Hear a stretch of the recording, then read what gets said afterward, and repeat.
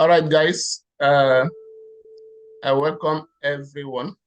So I'm happy to see us again after 1 week.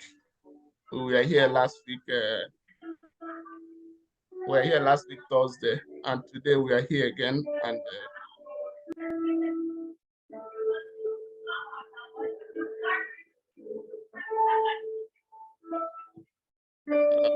there's a noise in the background.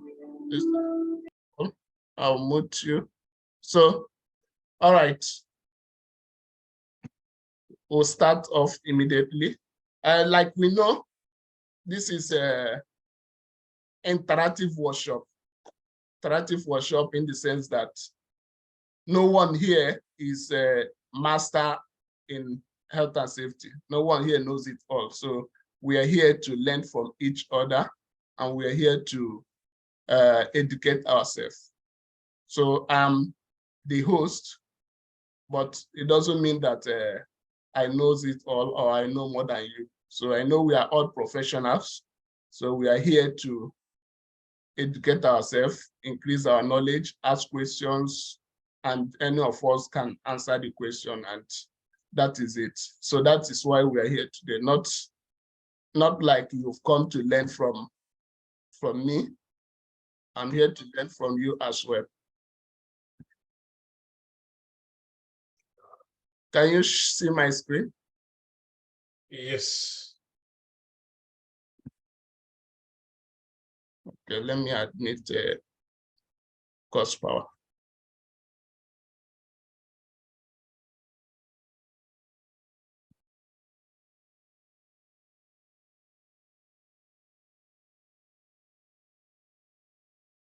All right, today's topic, we are talking about how to conduct an effective workplace risk assessment.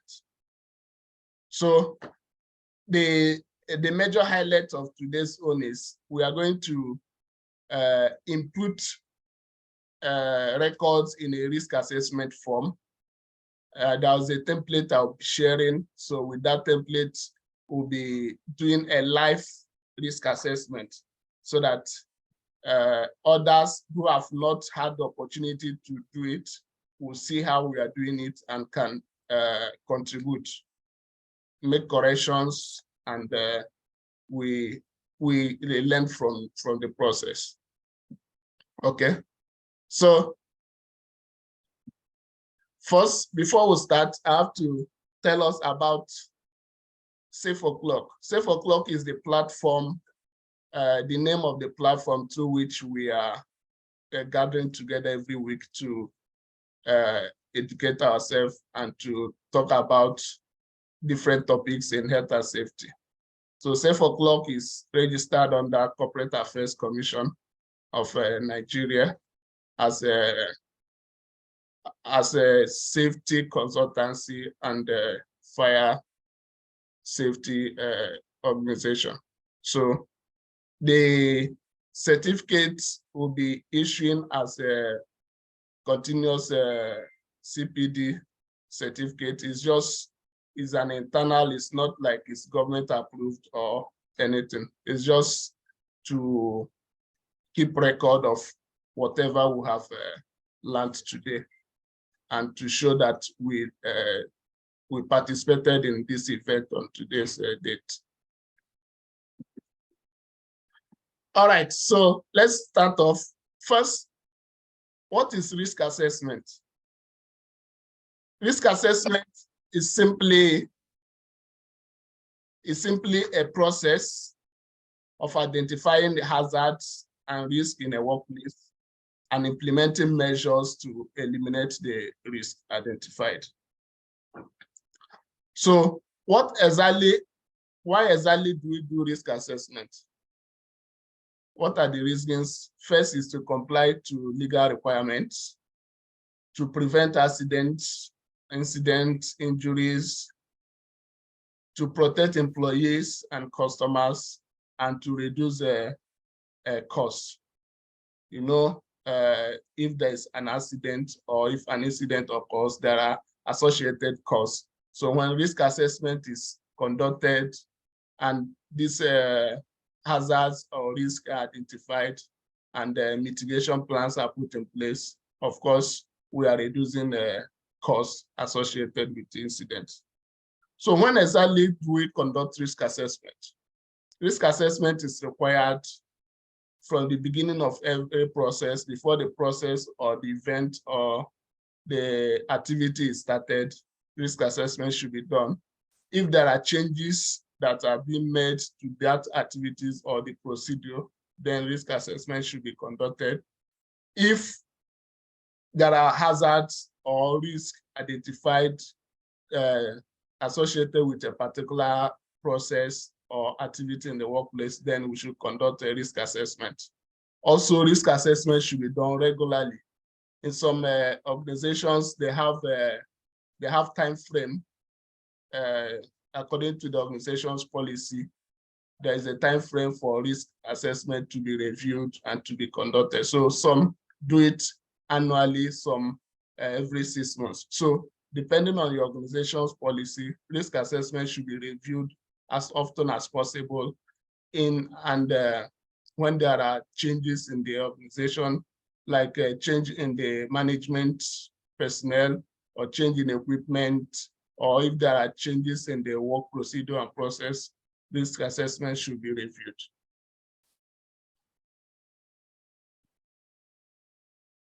Okay. Now, what are the steps in conducting risk assessment? Generally, there are 5 steps identified. First one is identifying the hazard. Of course, we know what are hazards, those events or those things that could cause an accident or injury in the workplace. The second step is to identify who might be harmed. If you have identified the hazard, you should be able to decide who might be harmed in those, if those hazards lead to incidents and how they will be harmed. The third step is to evaluate the risk. Evaluating the risk is putting numbers or maybe using a risk matrix to weigh the options available and the type of the likelihood and the severity that will be associated with the incident when it occurs. So when you evaluate the risk, you'll be able to decide the type of control measure that should be in place. Then the fourth step is to record your findings. Whatever you have identified, even during the evaluation, you should put everything together in writing. Then the fifth step is to review your risk assessment and update if necessary or if required.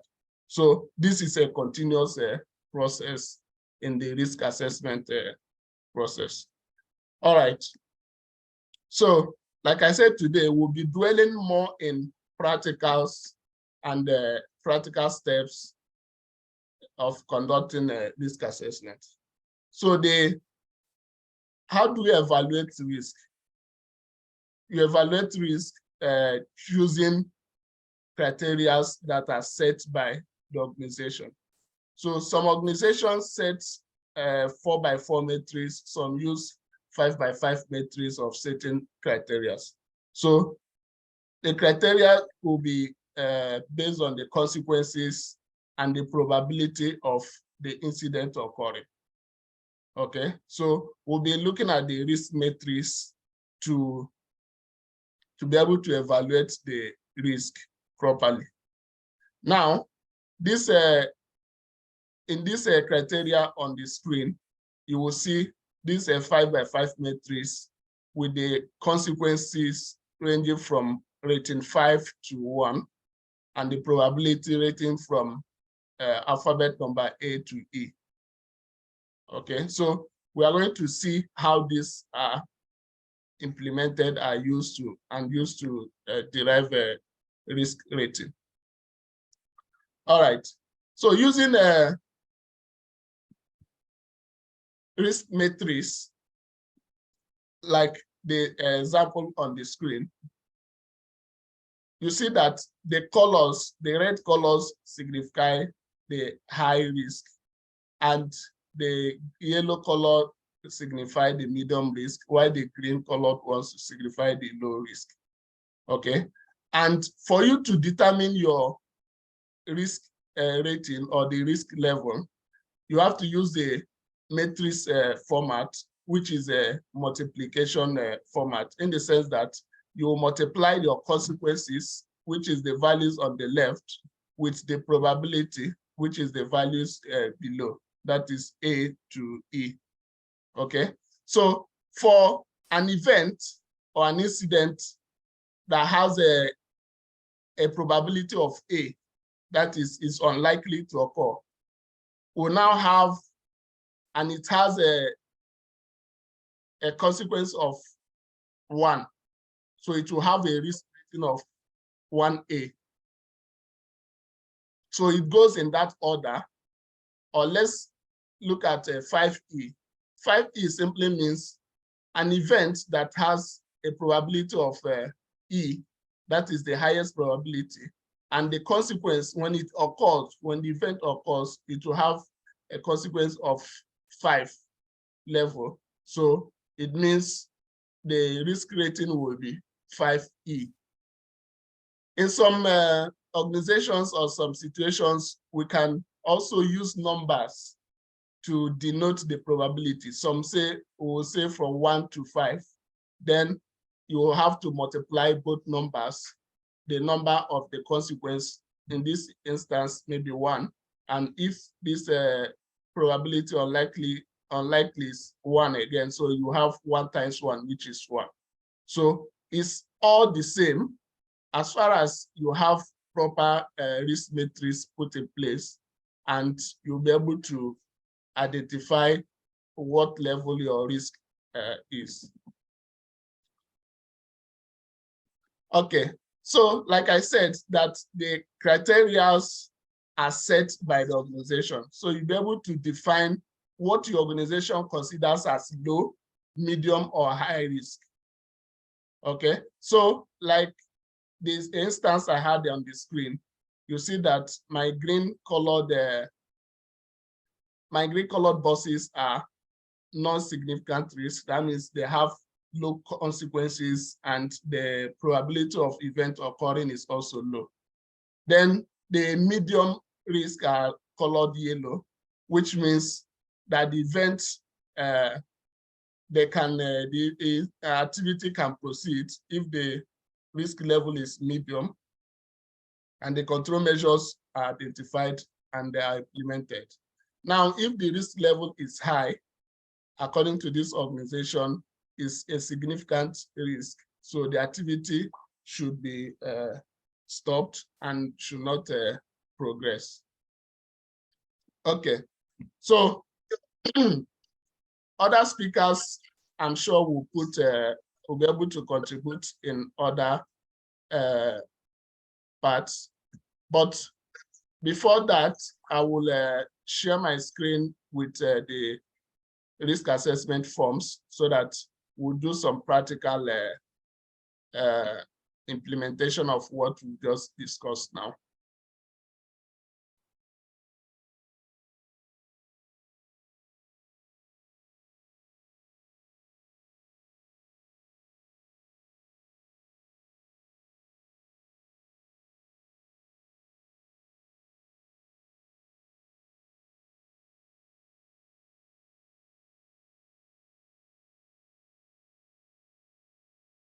Okay, so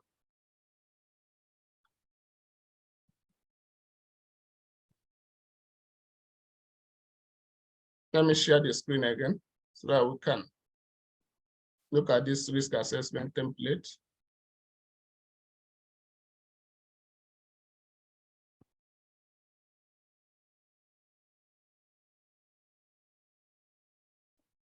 Okay,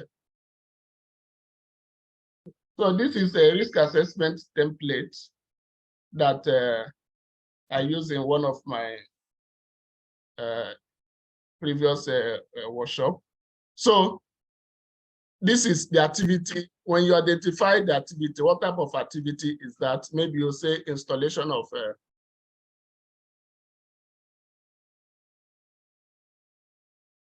maybe let's say installation of Windows. Now, what are the concerns? The concerns may be fall from height. Maybe the people will be walking from height.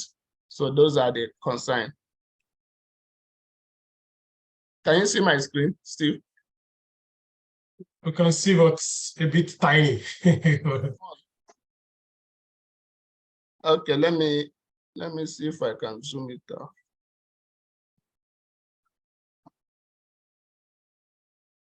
Okay, it's fine. It's fine this way. Okay, so let's say hazard.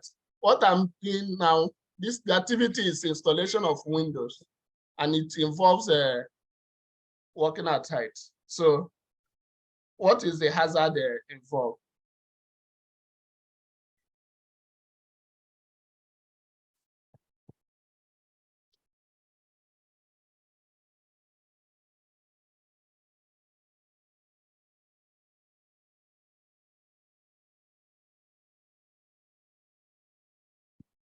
Now, what could be the consequence if somebody falls from height? What could be the consequence? What could happen?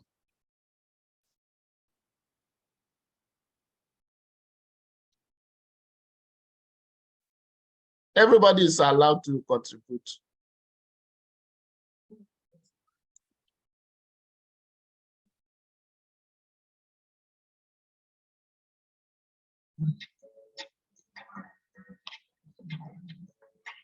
Totality.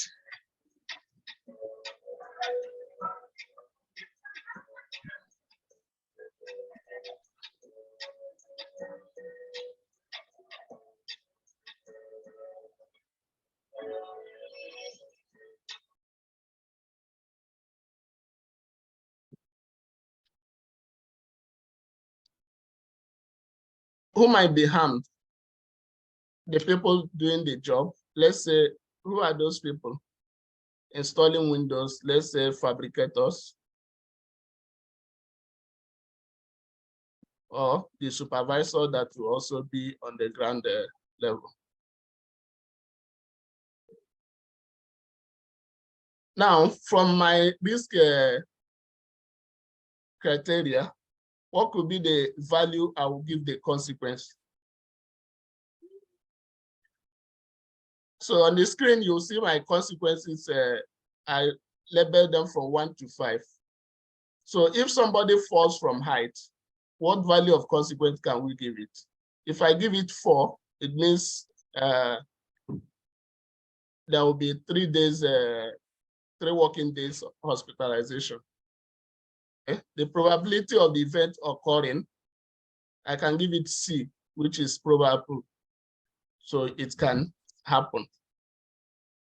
So if I give the probability C, give the consequences 4. So what will be my risk level? 4C.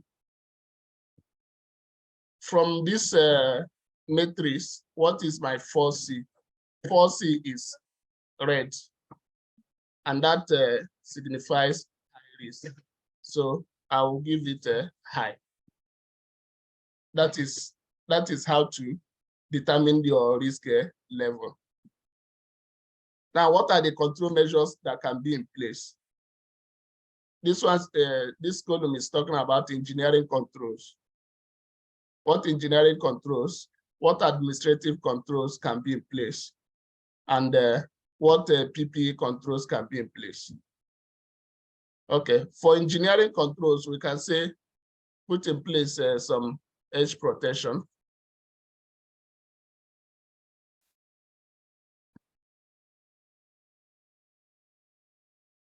Or we can say also use use MIP,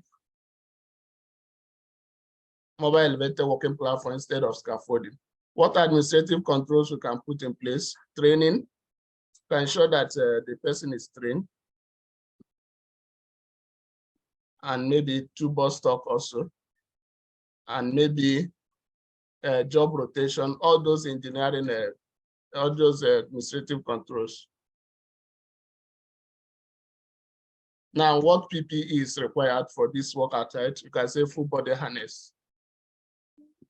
What other controls can be implemented? You can put that here. Maybe supervision.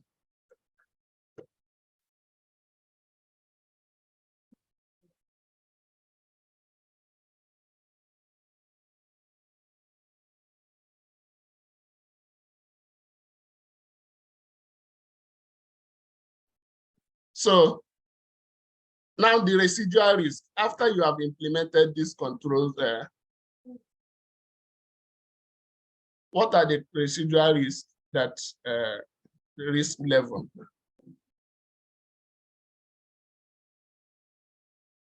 So from my risk matrix, I can say probability could reduce to rare B, and I can say now the consequences could reduce to 2. So I will now have a 2B.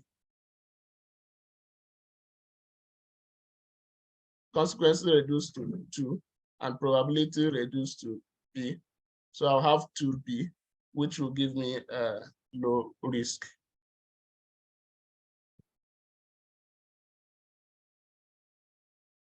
So this in a nutshell is the how you do risk assessment. It's all about knowing your activity, identifying the risk, identify who might be harmed, and using the criteria and the guidelines already set by your organization to determine the risk level. So with this, as just an example, you can be able to populate your forms and you continue going until you've exhausted all the risk associated with the activity.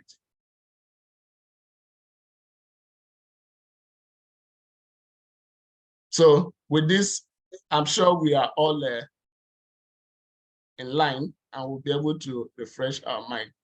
So without wasting much time, I've spent 30 minutes already. I will give room for others to contribute and ask questions. Okay, let me just pour some few light on what you've already discussed. Because for me, for a risk assessment to be carried out, to be conducted, it needs to be done by someone who is largely competent in doing that. Because the truth is that, especially in my place of work, I manage a lot of contractors, okay? And most of all these companies who are not like maybe big companies per se, you know, when you begin to tell them you need this, you need that, that is when most of them will start rushing out, you know, to start getting things done. And most times when I start reviewing this stuff, I begin to see a lot of errors, a lot of stuff, because some of them will just go and copy, some of them do not really have the knowledge. You know, it is very important, because if you look at what Mr. Johnson have said, which I would pour more light on, is especially when we are carrying risk assessment, it's not just about carrying out the risk assessment to really fulfill probably the legal requirements or the client requirements or the whoever is asking for us. In real time and in a practical sense of it, we need to look at the most basic area, which I believe is how we assess the consequence and the probability. You know, because as an expert, you should be able to tell, okay, you should be able to say, fine, if you identify a particular hazard, one should be able to tell or can be able to assess the consequence of that hazard, right? Maybe you find somebody, just for example, you find somebody walking at height of about maybe 10 meters, okay? He's not using safety harness and there is no edge protection. You see, you could envisage and you can tell that, yes, if this person dropped from up and come down, you should be able to tell if the injury will be negligible. You should be able to tell if the injury that will be sustained will be minor. And you should be able to tell if the injury that will sustain will be a major or serious kind of injury, or if it's going to lead to fatality. So these special skills of assessing consequence is very important for us as a professional. Because if we don't have this at the back of our mind, we'll just discover that the kind of risk assessment we are conducting is just a kind of a shambolic kind of risk assessment. Because at the end of the day, you just find out that what you've written is just an empty document. So it is very important that we should pay more focus. We should be looking at this area of assessing the consequence. Okay. Then at the area of assessing the likelihood, okay, just the same thing applicable to the consequence. We are likely to look at it that, okay, somebody who is working at that same scaffold height without an edge protection, which you'll be able to tell that, yes, out of 100%, what are the chances that this guy will drop? Because no edge protection, no harness, nothing. You see, so we are likely to say, yes, okay, this particular activity that is being performed, or this particular hazard that is being observed, there is very likely possibility that this guy working at height would drop. So all those things are very important because they are areas to be spotted, as a professional. You look at all those areas in deep, when carrying out this risk assessment, because as a professional, we need to understand it.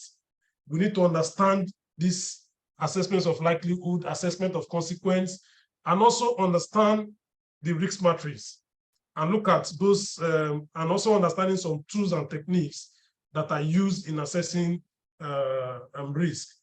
For this, what we have today, here we are talking about risk matrix, which is common to the risk assessment here. There are some advanced level or some industry. You begin to use another tools, which is called the decision tree. There are some other tools that is called the failure mode and effect analysis. And also there's what we call the bow tie model. So we have so many techniques we can use. Risks, assessing risks is a very wide topic on its own.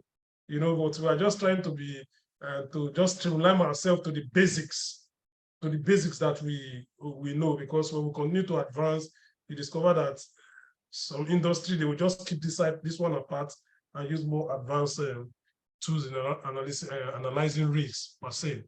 So basically, these are the my contribution, okay, regarding this aspect, and also the basic stuff we know, which Mr. Johnson have said. We should be able to have a skills of identifying hazard. And the truth about risk assessment also is sometimes you don't do it alone, no matter how your level of expertise is. There's a saying that 2 heads are better than 1. Okay, so there are some things you might not be able to see. Other people are seeing it. It's just like when you write an essay, you give it to somebody to proofread. He's going to come with he's going to identify some maybe typographic errors, some kind of things, some kind of grammatical errors and all that. So like Mr. Joseph said from the beginning, we are all learning. Nobody knows it all.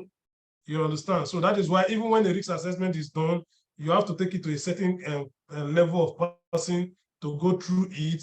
You will see before you approve the error correction and all that. Even when you get to whoever you are sending it to, their experts in that area will also review it and find some comments or organization. Like when I review most times, I will tell the contractor, hey, you are doing this work. You have not mentioned such kind of hazard.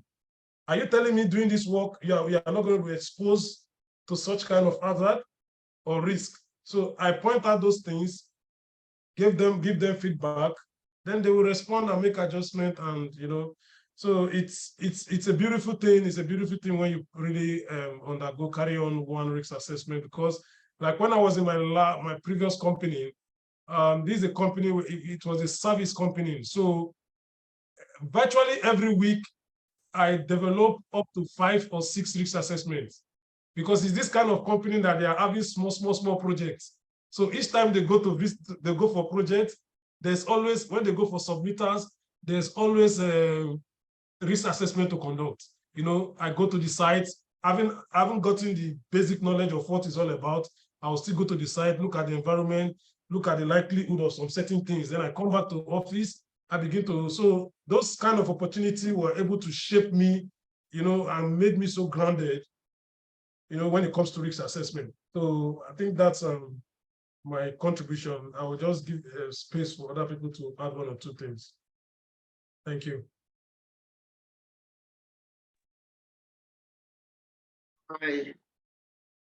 All right, thank you, Mr. Steve. Yeah, the floor is open. Harrison, are you speaking? Yeah, this is Mr. Harrison. I have a few questions regarding the first. First and foremost, thank you to our coordinator, Mr. Joseph. Thank you so much for that section. It was great. And to Mr. Steven, you're wonderful. Thank you so much. However, I have a few questions, okay, regarding the topic. And I was also expecting to hear something like, something like sufficient, when a risk assessment is said to be sufficient. Am I correct? Something, there's a word like that, right? Okay. Something like when you must have identified all the foreseeable hazard, analyze them and control the rights, something of that nature. Anyway, correct? You are correct. Correct. Thank you so much. Okay. I was going to ask, what are the types of risk assessment that we have in the construction industry? That would be the question number one. And I don't know. I can take one by one, or can I ask all the questions and maybe you just take one by one so that we don't. Okay. We don't Number go out one of would be what are the types of risk assessments in the construction industry?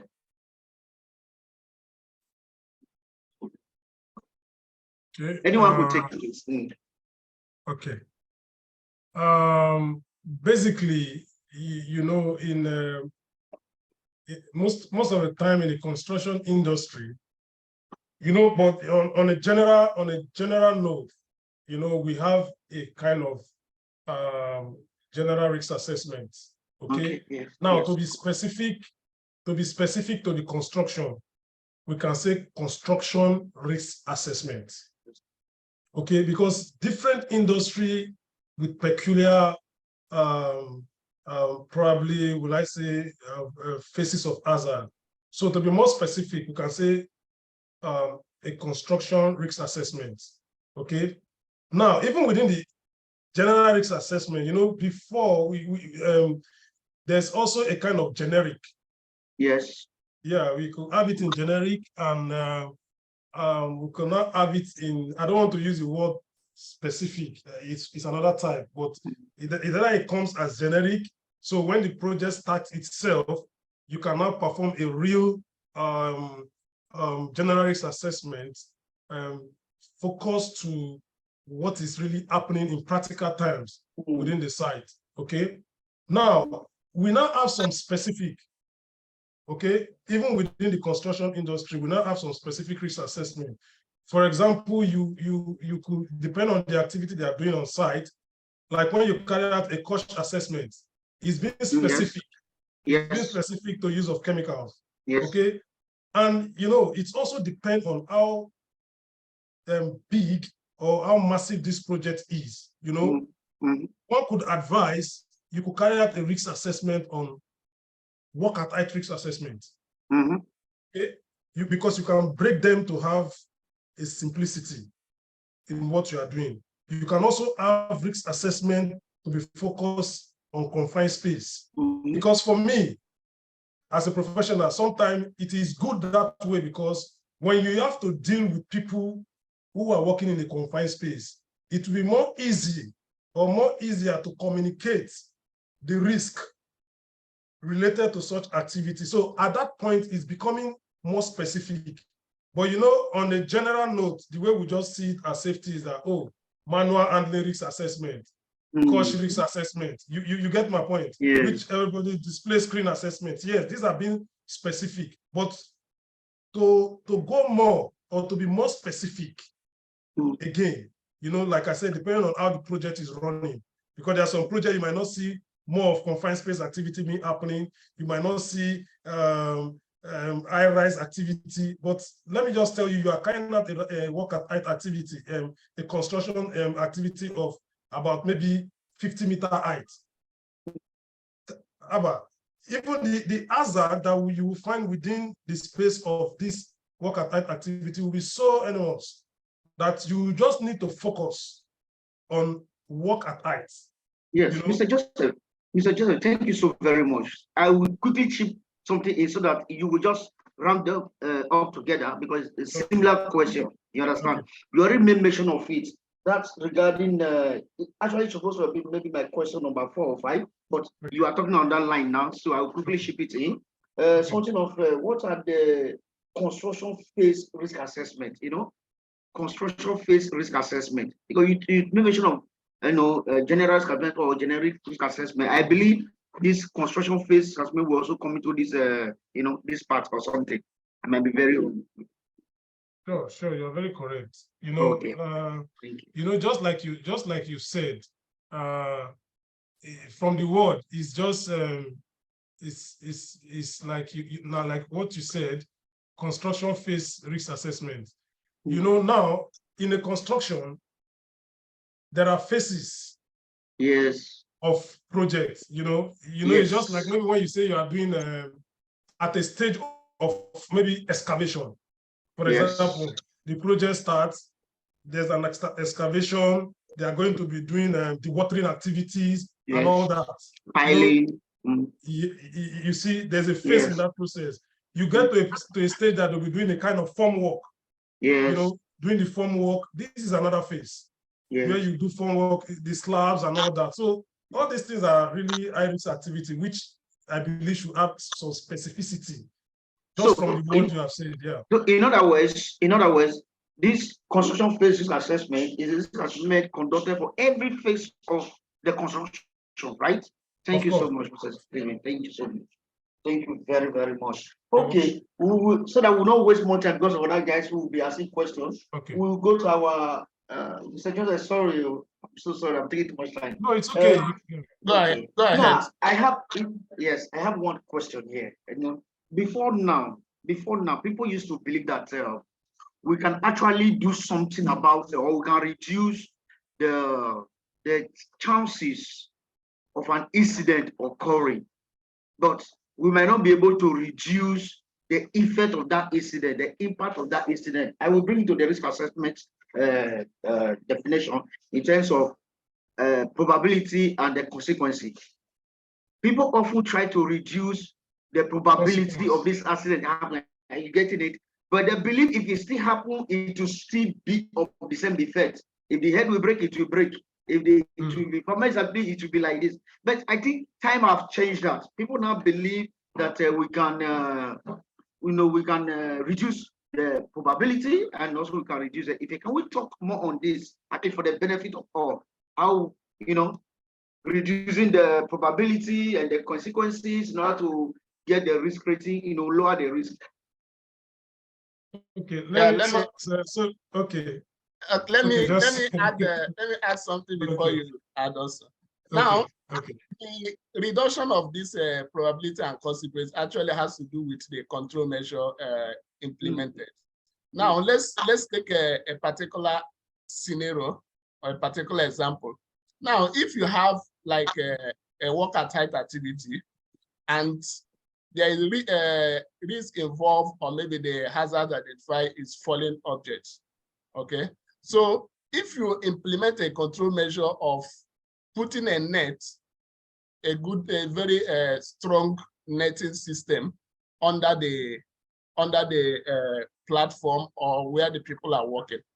Okay, and that is a control measure that it will reduce both the consequences and the possibility and the likelihood.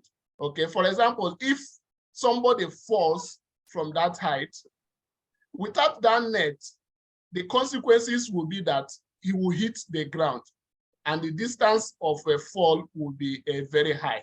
But with the implementation of that attached net, yeah, the distance fall will be reduced, thereby reducing the consequence. Impact also reduced. Yes, the consequence will be reduced. Okay, so the consequence is reduced and the likelihood of hitting the ground is also reduced. Okay, if we put a control measure with edge protection above it, the probability of falling off is reduced. And if eventually the person falls off, the impact is reduced by putting that net. So in that scenario, we have been able to reduce both the consequence and the probability, which will now affect the risk matrix. Exactly. That is thank you very much, Joseph. Let me just add to it, Mr. Johnson has said a lot about it. You see, I could remember those days we were doing our IGC in Bosch. I could remember then when we were doing the risk assessment. Is it IOSH or something like that? So I know then that one of our instructors then will say, it's only the probability that can change. The consequence doesn't change. Still today, this is over 10 years. I know it still rings in my head. But in reality, see, things evolve. The profession, things are evolving. We are seeing things in a more dynamic way, in a more practical terms. Okay. So just like the way Mr. Johnson has said, really there are some hazards that the consequence might not change. Okay. And there are some that will definitely, both the probability and the consequence will have to change. Like he said, it all depends on the nature of hazard and what are the control measures you have put in place. These things will determine if the likelihood and the consequence will reduce drastically or not. That is why I told you that as an expert, you must know how to assess likelihood, which is probability, and you should be able to know how to assess the consequence. So if you're an expert and you can master those two areas by looking at control measures, then you can be able to tell if the probability and the likelihoods are going to reduce or not. Thank you so much, Mr. Stephen and Mr. Joseph. That was wonderful, honestly. That was exactly what I expected, because I have this, I've been thinking about this, because we've always, we've heard from the people before us, okay, that the, what do you call it? The, not probability, what is it? The consequences oftentimes might not be affected, cannot be reduced. But we have come to know that it's possible. We can reduce both to get, a safer work environment. However, my other question will be, what is the training requirement for a risk assessor? The training requirement for a risk assessor. Well, is there a special training requirement for a risk assessor? Let me put it this way. As a professionals, okay, we are working, like for me, I will tell you, I don't have a specific, by law, I don't think there is any specific legal requirement that says, just like somebody who is a scaffold inspector, that they will say you must be an inspector before you are supposed to assess. Maybe you must be a risk assessor or something like that with a third party before you can assess risk. But if you look at the risk assessment from the professional perspective or point of view, as a professional, as an expert, you should. It's a basic and fundamental knowledge that everybody should be exposed to. Yeah, everybody should be exposed to. But now, it now depends as an individual. If your role is more of assessing risks, see, it's just like somebody who have IGC. There are many of us, we start for IGC probably the same year. Some are today, they've not had a diploma. Many has gone for diploma, even some are going for their masters. Yes. So I think it still depends on individual level of seeking for knowledge and become more expert in a particular area. And also how often you are exposed. We know this field. Some people you might work for 10 years. Okay. Sir. Yeah, myself, MD Jahangir Alam. Okay. From Bangladesh. Okay. Yeah, I think what Mr. X, sorry, I couldn't get your name yet. Query is what is important for a risk assessor to assess the risk. I think that was his question. Okay. Yes. Okay. Right. Am I right? He's asking about the competency of risk assessor also. So yes, exactly. Yes. Right. Okay. Let me come I think that was his query. Yeah. Let me just so come in if I say one sentence. Okay. risk perception is the, I think, core criteria for a risk assessor. He has to, he need to have adequate knowledge on risk. He need to have clear perception on risk. What is actually risk? Yeah. He has to be able to identify practically what is risk. Right? Am I right? You are correct. Could we say? Yeah, I think that was his. It will provide supplement to his query. Yeah. You are actually in line with what we are trying to see. Yeah, You know, sorry, that is why sorry for interrupt. Sorry for. yeah, sorry. no issue, Okay, no I issue, am no done. issue. This is a knowledge sharing point, Yeah. and avenue. Okay, just like I've said, you know, to summarize everything, there is no requirement that you must have a third-party certificate as a risk assessor. But as an expert, like I tell you, if your job focuses more on risk, managing risks, assessing risks, then you should go for further training. Because from the word competency, you have to have enough knowledge, like I've said. Yes. But in a broader term, most of us as a safety professional, we might have come through this process of risk assessment. But to be more detailed and call yourself a risk assessor, then you should carry out some trainings that are available for risk assessor. Thank you so much, Mr. Stephen. Thank you so much. Mr. Joseph and Mr. Alam, thank you so much. My last question for today, my last question. Can I say something with regards to this? Good evening. A risk register, please. Risk register. Hello.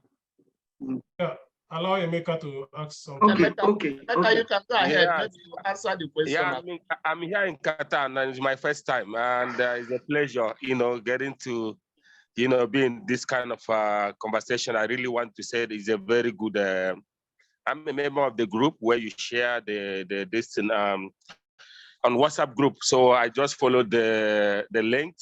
So what I'm trying to say is just to chip in, because I know you guys are rounding up, is about having a qualification or something that had to certify you as a risk assessor. So I'm like the opinion that in quality assurance and quality management, there is so many standards that are required for you to be certified. Once you know, just the way you, I overheard one of our person here saying something about IGC and other training courses. Once you go, let's say you have like NFPA, for example, National Police Force, when you have something like NFPA 1 and 2, you are now a certified, globally certified or national, I mean, by the standard, normal standard firefighter, or, you know, and also in quality, also the same thing is applicable. When you do a particular course designed for a specific area, like we are talking about HSC, but I know all of this is connected together somehow. I am not really an expert in HSC, but I'm thinking that if you want to get certified on a particular courses, you can do a particular, hello? Sorry, I hope I'm not going, it's my first time actually. I'm not really completely into health and safety, but I have a very good knowledge in quality management and also in other related areas like security and firefighting and fire alarm engineer and all that. So, but what I'm saying in all together with regards to this, there was a question that was put in place. Is there a specific training, or I don't know if I'm wrong or not, is there a specific qualification that will make you a certified risk assessor?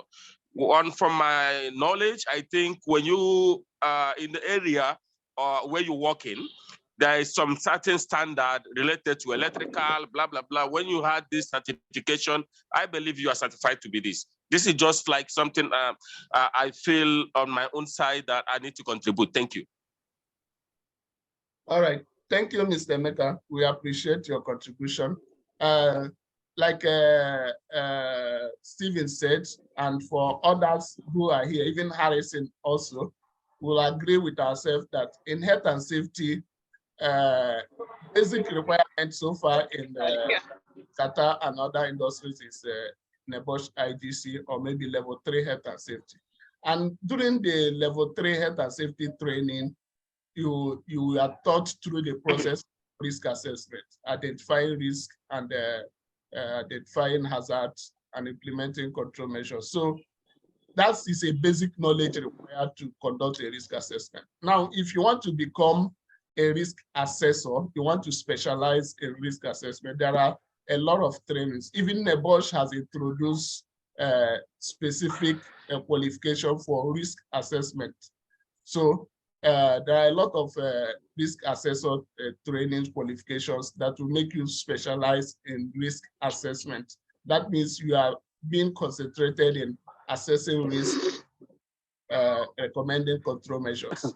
But generally, as a health and safety professional, with the knowledge and the training we already have, we have the basic knowledge required to conduct risk assessment and put up a team, because risk assessment is not just an individual activity.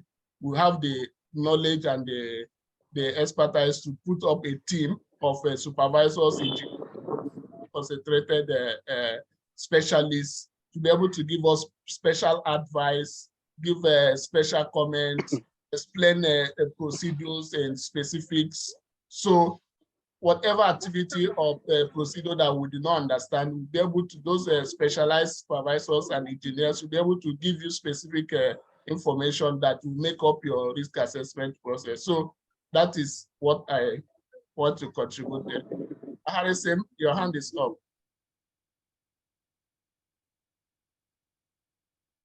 Thank you so much, Joseph. Just one clarification from my side. I was going to ask, what is the risk register and how is it different from a risk assessment? What is the risk register and how is it different from a risk assessment? Okay, your question Anybody is from the house.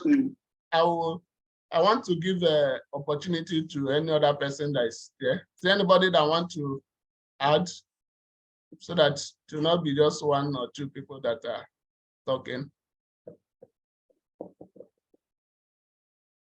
Okay, let's do justice. And I think this is a conversation that everybody has to learn and also have to give their own. Yes.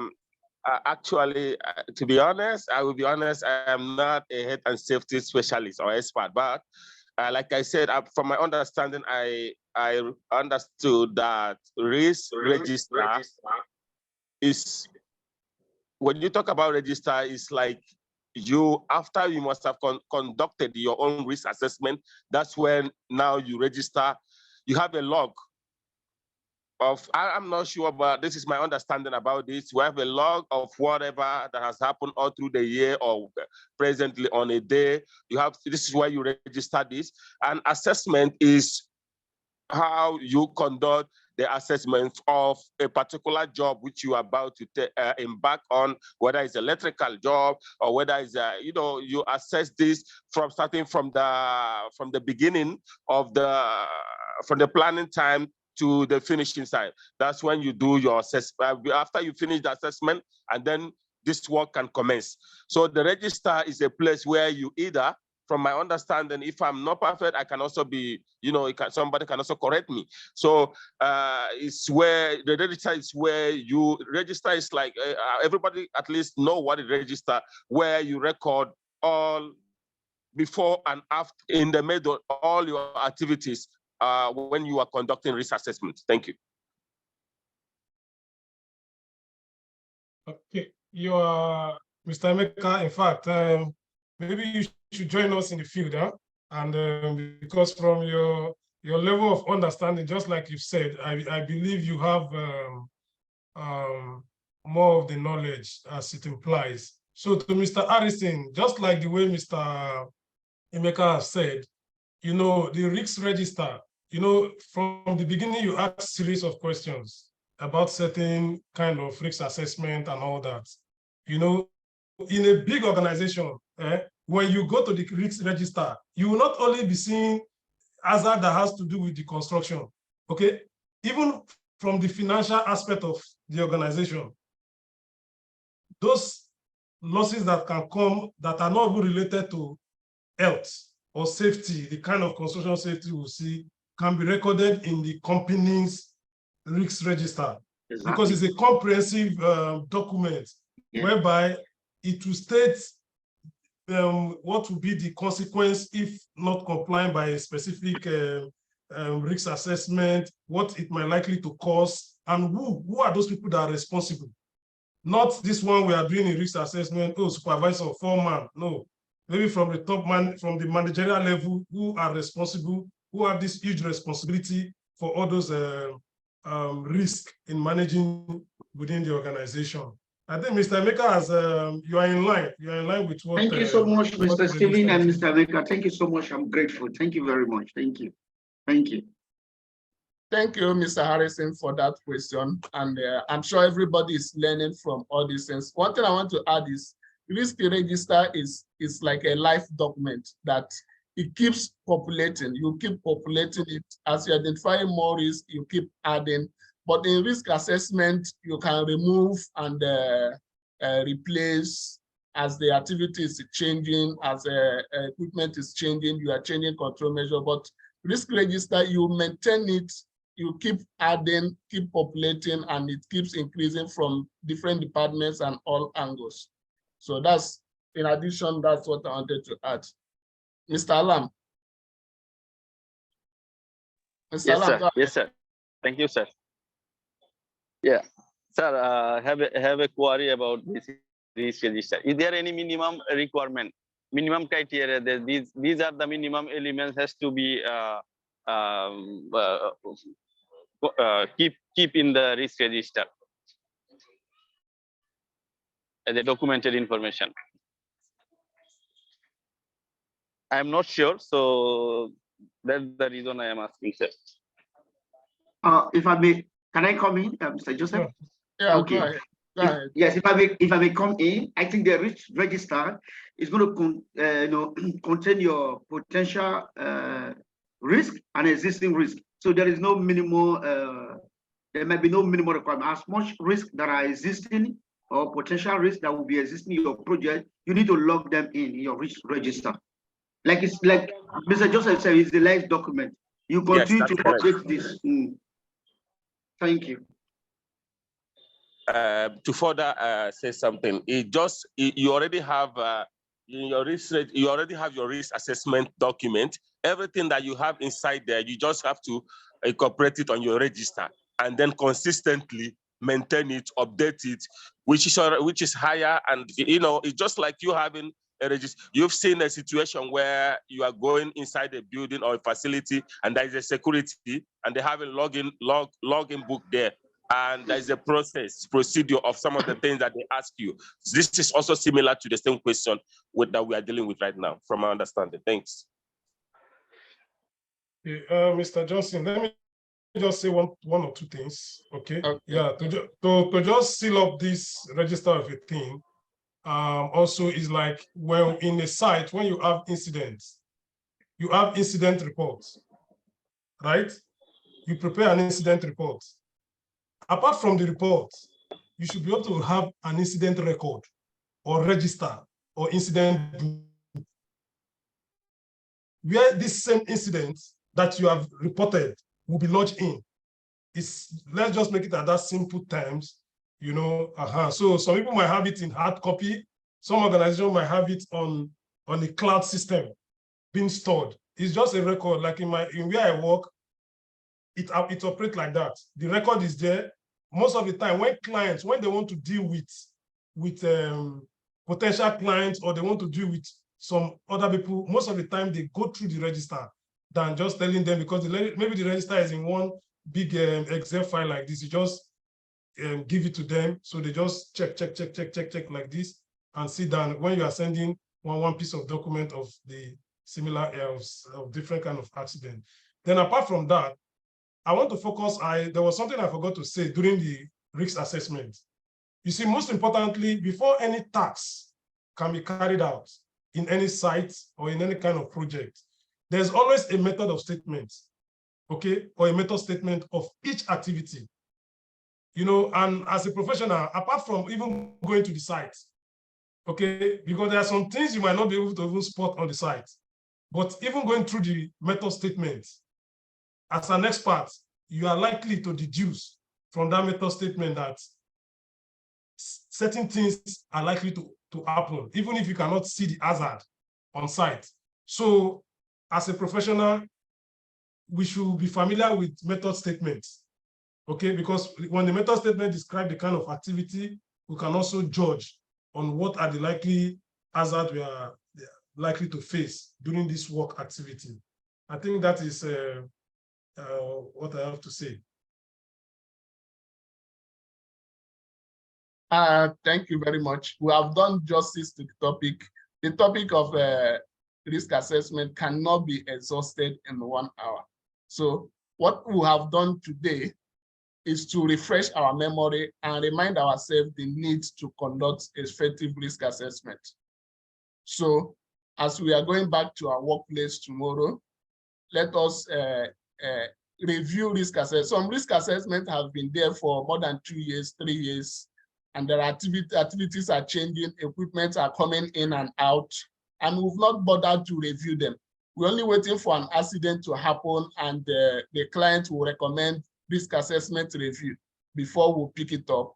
So it's our duty to check the dates when the risk assessment was reviewed last and look at the level of the activity at the moment and know that it's due for review. Call for a risk assessment review meeting, put up a team in comprising of the workers, the supervisors, the engineers, the managers, and some health and safety team, put up a review team, try to review most of the risk assessments. For example, some risk assessments were conducted before the activity started, even before the project was awarded. And the project has been almost 50% completed and it has not been reviewed. There are some foreseeable risks and there are some risks that you can only identify while the activity is going on. So we should make it a habit of reviewing the risk assessment as often as possible.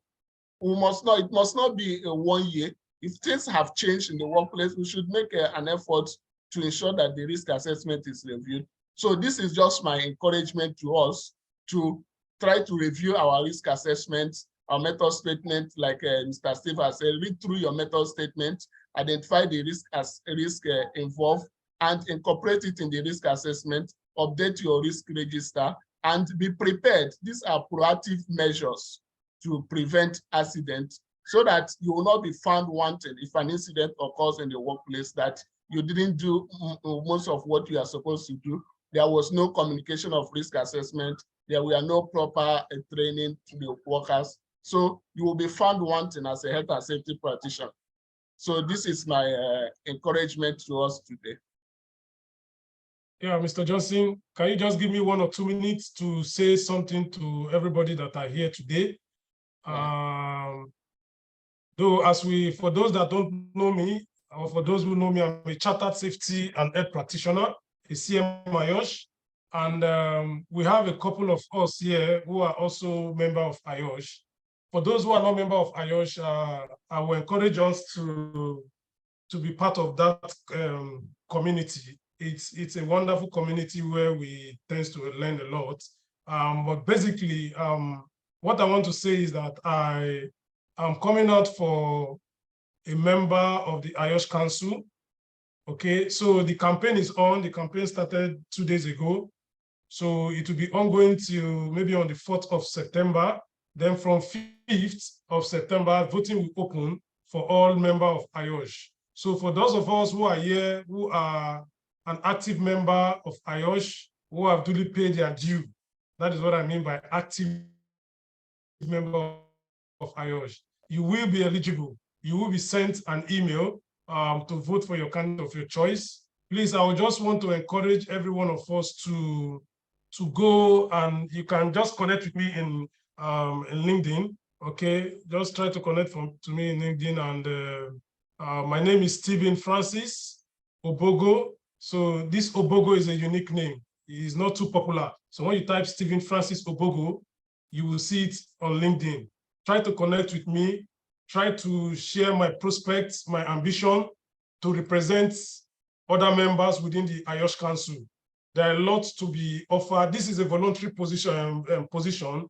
It's not about maybe we make money from it. So, but it's just for you to show you that I have this enthusiasm, in promoting health and safety and well-being within the community. So that is why I've come up with this great zeal, to fight for a position within the IOSH Council. It's not a do or die affair stuff, but like I said, it's a voluntary stuff. So just once the time is right for election, for voting, please don't forget to vote me in as a member of the council. And also you can share within your network as well, so that people can really vote for me. So there's an election statement there, and there's also a 2-minute video attached to it. When it's being sent to member, you'll see it. So you can view, you have opportunity to vote up to, I think, 17 or how many members or so. So, but just remember to exercise your vote for me. Thank you very much. That's just all I have to say. All right, Mr. Stephen, and to everyone here present, I thank you for coming. Mr. Stephen is going to represent us in IOSH Council.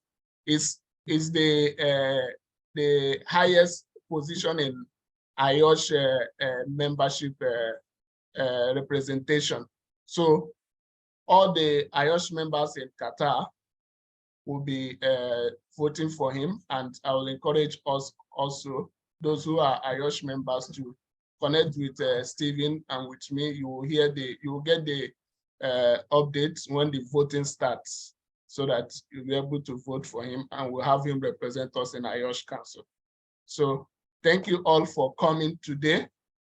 We've learned a lot, and we've spent a lot of time also. Thank you for coming, and please keep safe and do what you are doing. Your reward is not just your salary, but your reward is also that people are safe and their families are also happy. So thank you all for coming. We'll be rounding off from here. Thank you for your time. Thank you, Harrison. Thank you, Emeka.